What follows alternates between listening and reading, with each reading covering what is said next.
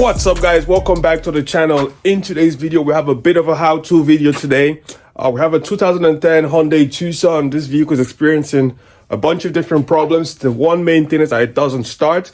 I've obviously looked at this vehicle. I know that the starter is gone on it, and we're going to be replacing the starter on this vehicle. While we're in there, we're going to be replacing a whole bunch of the parts like the spark plugs, the engine air filter, the cabin air filter. We're going to do an oil change, all of that fun stuff. If you're browsing and you found this video, this is going to be a helpful video if you own one of these vehicles and it's getting up there in age.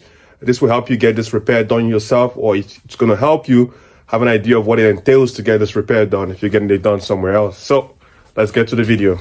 Right now, as you can see, the batteries are connected. I also have a booster pack in there, and as you can see, it's fully charged. I'm going to go ahead and attempt to start it, and you see exactly what happens. Head in the vehicle. Now when I try to start it, that's the sound you hear.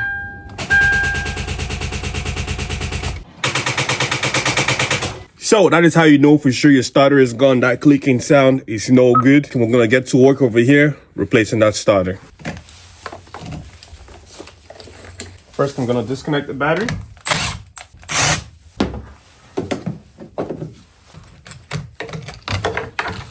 So underneath the vehicle, there are clips that needs to be removed and a couple hardware. Let's get that done so we can drop this piece off and get to that starter motor.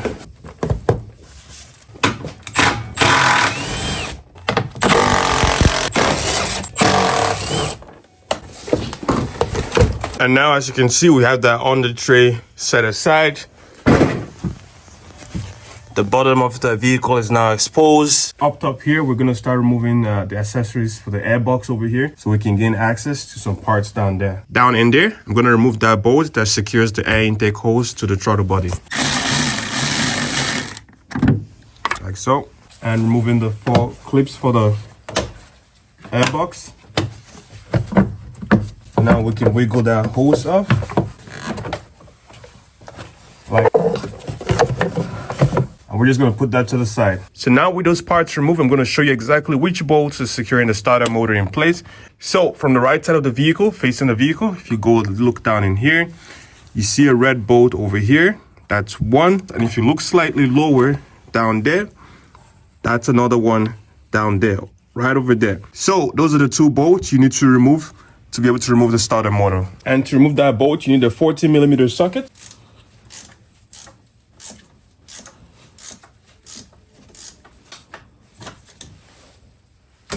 Under the vehicle, you can see where the second bolt is for the starter. I'm going to remove that. There's also a bracket over here for the oil filter housing. There's a bolt over there that needs to be removed so you can have more access to disconnect the 2 cables that go to the starter motor.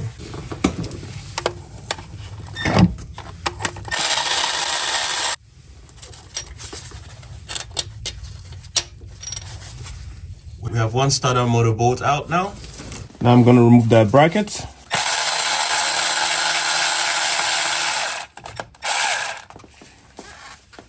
That's a 12mm bolt. As you can see, the starter is now loose in there. Removing that top starter bolt.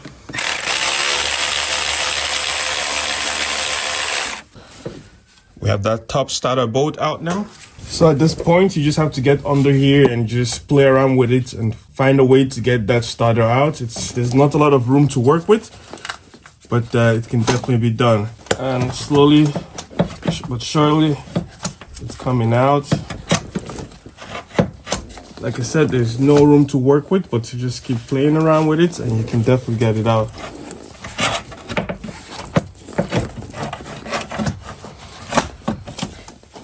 And there we have it, the starter is out. Now we can disconnect these 2 cables that secures it in place. And now we have the first cable that is disconnected.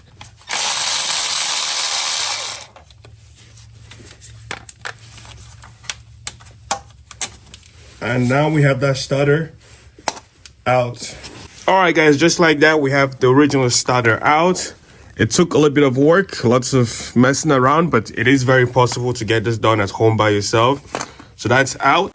And over here, we have the brand new one. This is also the OE, so the same manufacturer that makes this, makes the one we just removed from the vehicle. So it's the OE manufacturer not an aftermarket unit. So without much more talking, we're going to go ahead and test this in place. It's the exact same process of taking it all apart. And to prove that to you guys, as you can see, that says Mando. And if you go over there on the ABS pump, that also says Mando on there. So this is the OE manufacturer for Hyundai and Kia. So now I'm going to go ahead and install the new starter. First, we're going to connect the harness. Like so. And then secure the wiring harness. That is nice and solid in there. And now I'm going to tighten the bolts for the starter motor. And now the bolts for this bracket. And now over the top, we have that starter bolt there. That's excellent. And now underneath the vehicle, we have our brand new starter motor fully installed. All the bolts are secured. That's the lower one right there. And the top one over there. Everything is good to go down here. Alrighty guys, so with the starter motor replaced, the next part we're going to be replacing on this vehicle is going to be the engine air filter. I have a brand new one over here. We're going to pop that one out while we have the airbox open and install this unit. So this is obviously easy. We already have the airbox open when we had to get down in there. This is the old filter. Doesn't look very bad here, but when you flip it over, it looks horrible. We have the brand new one in here. We're gonna toss it in. And now we can reinstall air filter housing. We're gonna bring this down. We're gonna connect it back to the throttle body. All right, so over down there is where the bolt is. And now we can close all these clamps, the airbox. And that's all 4 of them done. All right, guys, what I have here is a TESLONG BORESCOPE. TESLONG is a company that makes all kind of different scopes. And they've sent us one today. We're going to try it out working on this vehicle. We're going to look at the cylinders when we pop out the spark plugs and all that fun stuff. The packaging is really good. As you can see, it has a carrying case in here.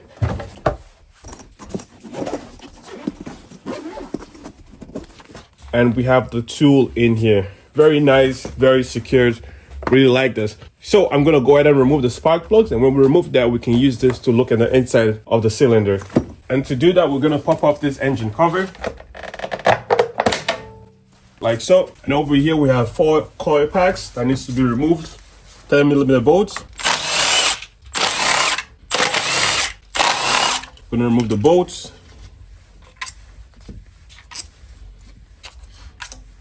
Now, before I remove the coil packs, I'm going to go ahead and clean up all the debris that's in there.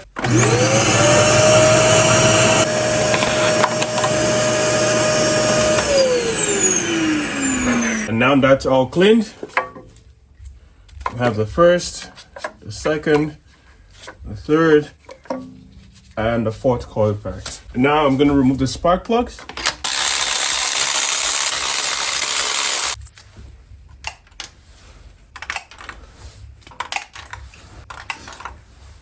And 4th one. I've changed lots of spark plugs in my life and I've never seen one this bad ever. You guys let me know in the description below, have you ever seen spark plugs this bad before? This is the worst of the worst I've ever seen on any vehicle I've worked on. But it's a good thing we have some brand new AC Delco spark plugs to go back in place to replace these horrible ones. I also picked up some new replacement ignition coil boots because as you can see, these 2 are discolored. So I'm not sure what's going on in there. I'm going to go ahead and replace these 2. These 2 appear to be okay. That's okay. So we're going to replace this too. Obviously, when replacing spark plugs, you always want to make sure that they are gapped correctly.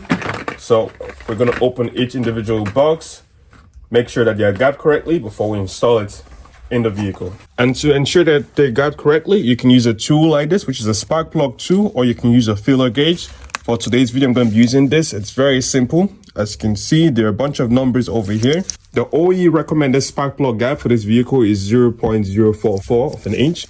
So we're going to go over here. You have 0.40 and 0.45. So we're going to go right in between. And if it fits, that's okay. And we can get this done. And just like that, I checked everything and everything is gapped to specification. So we're going to go ahead and test this. But before we do that, I'm going to use this beautiful tool that was sent to us by TESLONG to look at the inside of the cylinder on this vehicle and see what condition they are in, because these spark plugs are really concerning. So very simple. As you take it out of the box, you press the power button, it comes on. Really nice. We're gonna put this away right now, and as you can see, it's on, but there is a cap over here. You remove that cap, and then you can see, really cool. The picture quality is amazing. Very good stuff, guys. The beautiful thing about this tool is that it's controlled. So watch the camera lens. When you press the button, as you can see, it moves around. This is really beautiful. So excellent tool. You can also record a video footage on this, export it to your device and review it later. So many beautiful things. The quality is very good, like I said. Let's put this in here and see what's going on. So as you can see, we're going in there. You can see there's lots of carbon deposits on that piston head.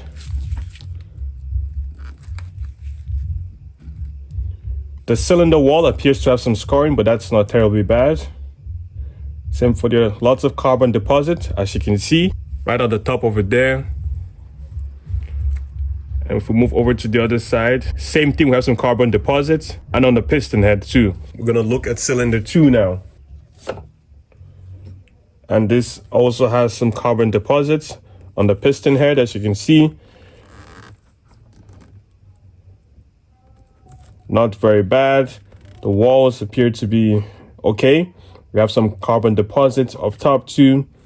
So about the same as the first piston. Not much to worry about over there. This is a very handy tool to have if you like working on stuff. If you're always playing around with stuff, it's always good to have something like this, so you can look on the inside things that you cannot see without taking stuff apart. And this way, with this tool, you can look at it without needing to take it apart if there's no need to. So I'm gonna have a link in the description for you guys to get one of these. Big thanks to TESLONG for supporting this video. Now let's get back to installing those new spark plugs on this vehicle. Now we're gonna install the spark plugs.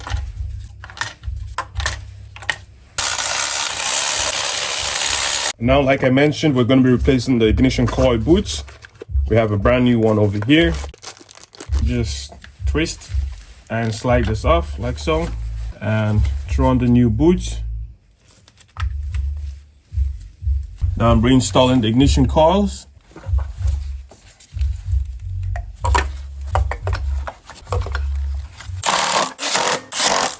Now we're going to reinstall the engine cover. Now I'm gonna install the battery. Secure it in place. Connect the battery leads. That is all good. And now with all that done, we're gonna head to the vehicle. We have the key. Starts like a charm. Excellent stuff. And the next part we're gonna be replacing on this vehicle is gonna be the cabin air filter. So to replace the cabin air filter on this particular generation of Hyundai Tucson, you open the glove compartment. If you come in here, you're gonna find a little twist knob over here. Twist it, it pops out like so. There's one on the other side too. Twist it, and it pops out too. And then this can drop. And on the right side over here, you just have to disconnect this, and then this whole assembly drops down like so. And then in here is where your cabin air filter sits. On the right side, you're gonna pinch these two clips like so, and then it opens up. And then you can remove your cabin air filter like so. And as you can see, very dirty. You can see lots of bugs and lots of grimes and stuff in there. This should be replaced at least every 3 to 6 months at the very max. The brand new one is here, and it shows you exactly how you should go.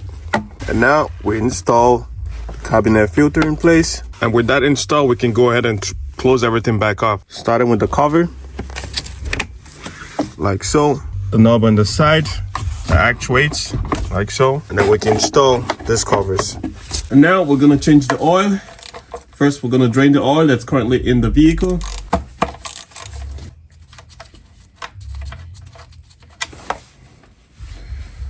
Like so.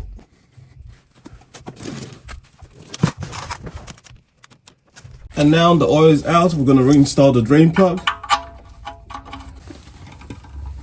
Next, I'm going to remove the oil filter.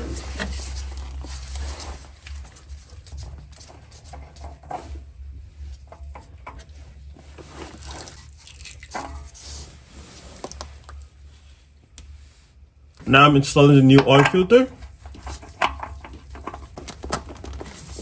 And now with everything done, it's time to reinstall the undercar shield, and then we can throw in some brand new engine oil. Now I'm gonna add some brand new engine oil.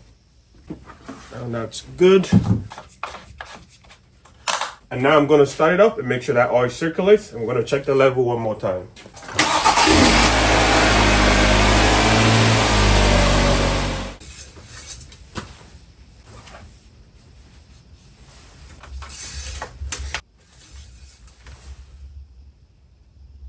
Excellent. And we have enough oil in the vehicle. And that's a wrap for today's video, guys. If you enjoy videos like this and if you found this helpful, be sure to drop a like and subscribe. And I'll see you guys on the next one. Peace out.